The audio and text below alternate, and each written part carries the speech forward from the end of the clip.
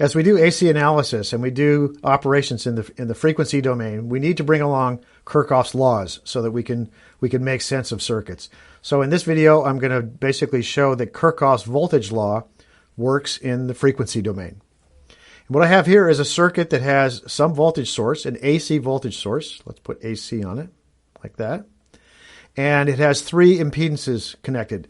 Inside each of these boxes is an R, an L, or a C. And we're not going to show which because we're going to carry these along just as general impedances. So in AC analysis, the voltages are all cosine waves. So Vin equals some voltage amplitude times cos of omega t plus, we'll call it phi 0, some starting phase shift. So this is our input signal. Now let me label the voltages on everything else. We'll call this V1, and I'm going to label it this way here. And this will be V2. And I'll put it upside down like that, plus. And this will be V3 minus plus V3. And, now that I have V1 here, let's change the name of this to V0 just so I don't get I and 1 mixed up. So we'll change that to 0. So the input source is V0, and that's that voltage. Now, when we apply KVL to this, Kirchhoff's voltage law, what it says is if we start in a corner, if we start somewhere in the circuit, let's start right here, and go around the loop, it should add up to 0 volts. That's KVL for normal DC circuits, and we're going to see how that applies to AC circuits here. So in time domain, we say that V0 plus V1 plus V2 plus V3 equals 0. So let's talk about how this is going to turn out. Well, what do we know right now? Well, we know that V0 is a cosine wave at some phase angle. Now, what do we know about the other voltages in this? In AC analysis, what we're doing is we're looking for a forced response. So we've let the natural responses to die out. There's no switch in this circuit, and we just assume this circuit has been in this state forever. So the natural response has died out. And that means we're looking for the forced response.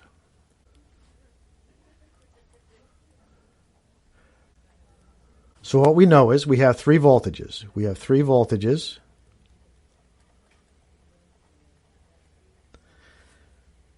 We know that all these voltages are going to resemble the input voltage. So they're all going to be sinusoids.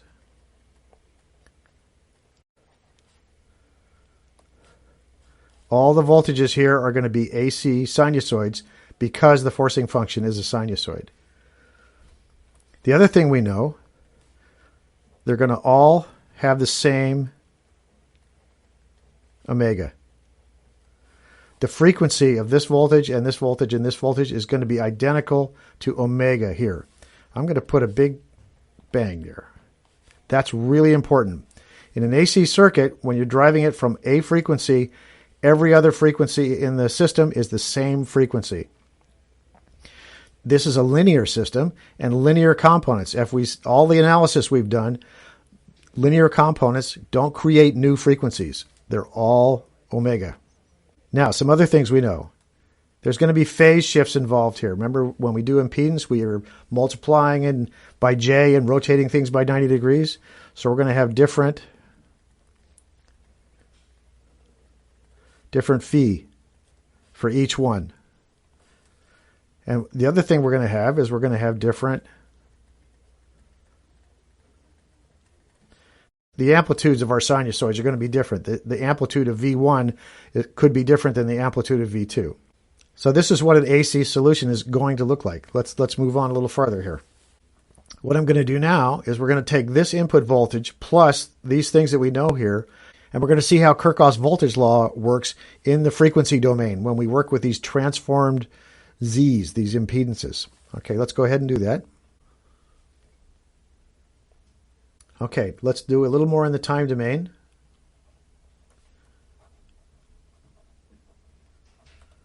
And we'll write out our KVL equation again. So the KVL equation was V naught cosine omega t plus phi 0 plus V1, that's the amplitude of V1, cosine omega t plus some different phase angle. We don't know what that is yet. Plus V2, amplitude of V2, cosine omega t plus phi 3 plus V3, amplitude of V3, cosine omega t plus phi 3, all equals 0. And omega, all these omegas are the same exact number, the same radian frequency. All the phis are different, and all the V2s and V3s are different. Okay, now I'm going to switch to complex exponential notation.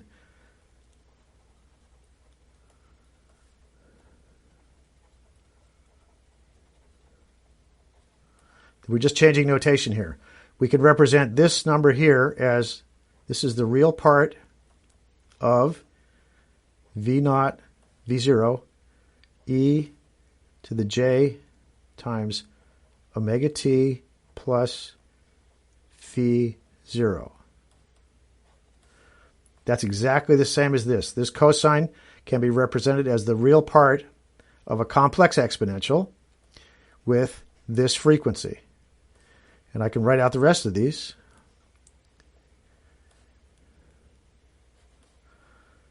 V1 e to the j omega t plus phi 1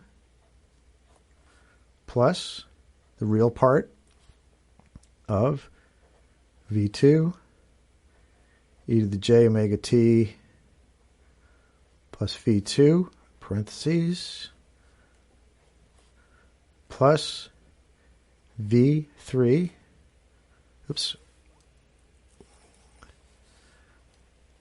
real part of V3 e to the j omega t plus phi 3 equals 0.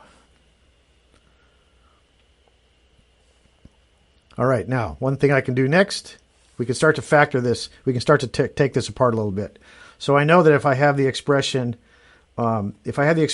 e to the j omega t plus phi, just in general, I can change that, but just by exponent properties, to e to the j phi.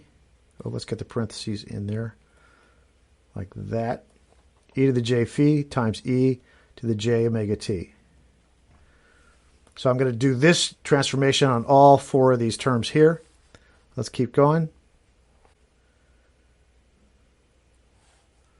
So we're still working on this. Let's go. The real part now, I'm going to take apart omega t and phi 0 here. And I get V naught e to the j phi 0 e to the j omega t plus real part V1 e to the j phi 1 e to the j omega t plus real part V2 e to the j phi 2 times e to the j omega t plus real part V3 e to the j phi 3 e to the j omega t all equals 0. And here's a nice simplification. We take out this common term. We're going to factor out this common term across the entire equation. And what do we come up with? We come up with the result is the real part of V0 e to the j phi 0 plus V1 e to the j V1 plus V2 e to the j phi2. See the pattern?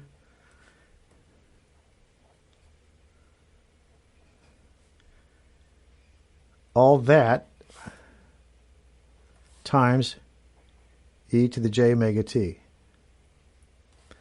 And we close that, and that equals 0. And we're getting close. We're getting close. All right. How do we make this equation 0? Does e to the j omega t ever become 0? Well, e to the j omega t is a rotating vector. It's never 0. So that's not going to do it. So how do we get it? Well, that means that this other term here has to be equal to 0. So how am I going to do that? I'm going to make one more notational change. This kind of a number here is called a phasor. It's some amplitude times e to a complex 1 angle. And there's no time up here. There's no time. The time is only over here. This is the only place that time appears in the equation, and this is the only place that omega appears in the equation. And these are just phase angles. These are starting phase angles. So my notation for a phasor is going to be, I'm going to call it V0, and I'm going to put a line over it to indicate that it's a complex vector.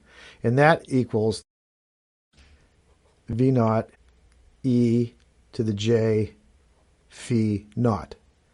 So when you see the vector symbol and the ought, that's that right there.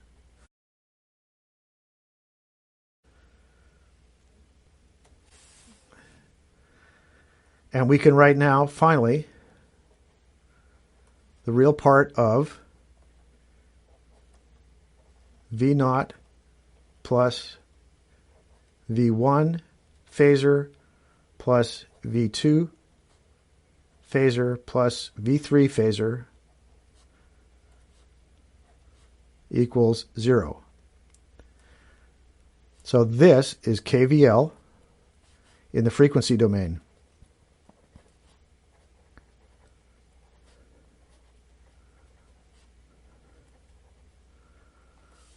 And fortunately, it looks exactly like KVL that we remember from our DC analysis. The sum of the voltages going around the loop is equal to 0. And in this case, it's the sum of the phasors going around the loop is equal to 0.